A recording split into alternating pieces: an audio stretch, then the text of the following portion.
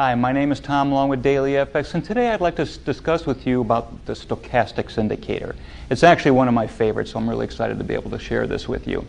Now, in order to use a technical indicator to understand what it can do for you, I think it's important to understand, first of all, that they are tools designed to help you time your entry. Okay?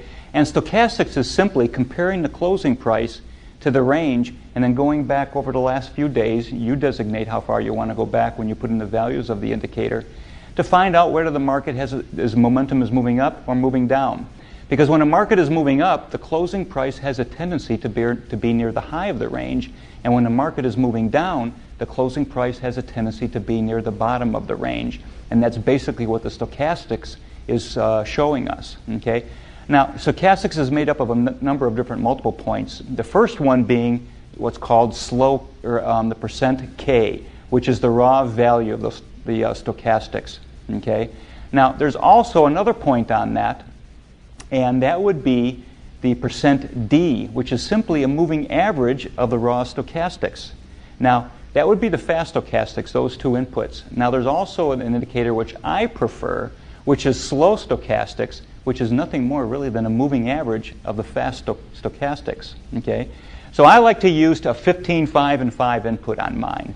Now, it's kind of funny because I came from a futures and stock background, and most of the charting packages would have default settings of 14, 3, and 3.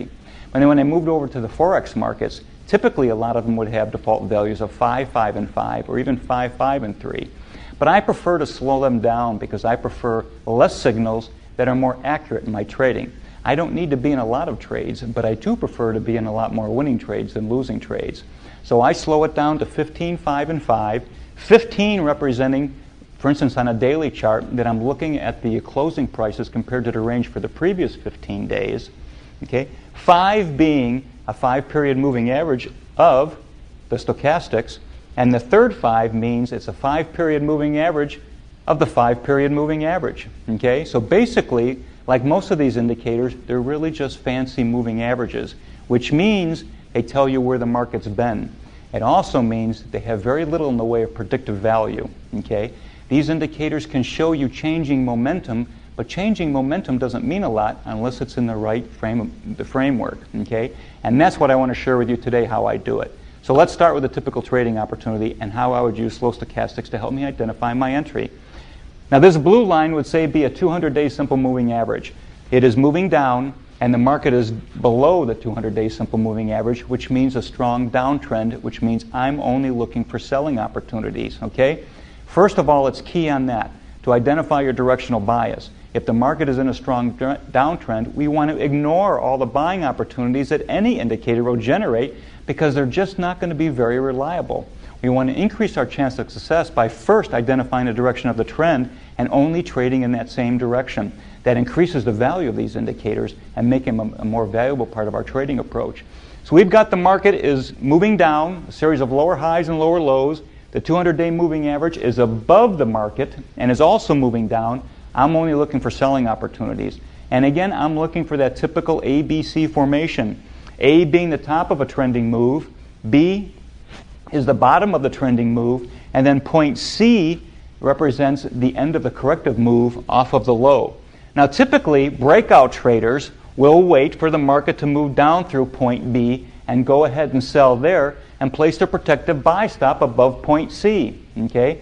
But indicators can kind of help us jump the gun a little bit and maybe get in a little bit early. Number one, lowering our risk, and number two, putting us in a position to get into more of the trending move. Okay?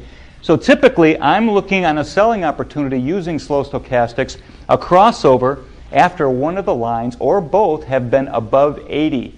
After they've been above 80, when I'm in this ABC move, I'm looking for that crossover, and that is the point that I'm selling at. Now, that's going to be somewhere between point C and the move down through point B. Okay? Now, sometimes the market will turn around and move up through point C again, but I'm willing to take that risk because, again, my risk on the trade is lower because I'm getting in before the break through point B, and I'm also putting myself in a position to be in on more of the move, thereby increasing my profit and giving me a more favorable risk-reward ratio. But again, the technical indicator is the last thing I want to refer to in my trading approach, not the first thing.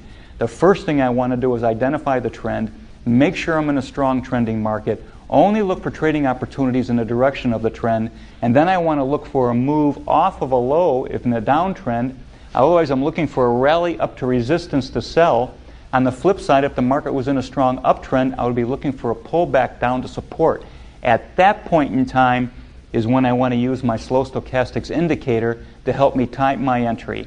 Used in that proper format, whether there's a top-down approach to our trading, that makes this tool valuable input to any trader looking to better time their entries. Again, thanks for joining me. This is Tom Long with Daily FX.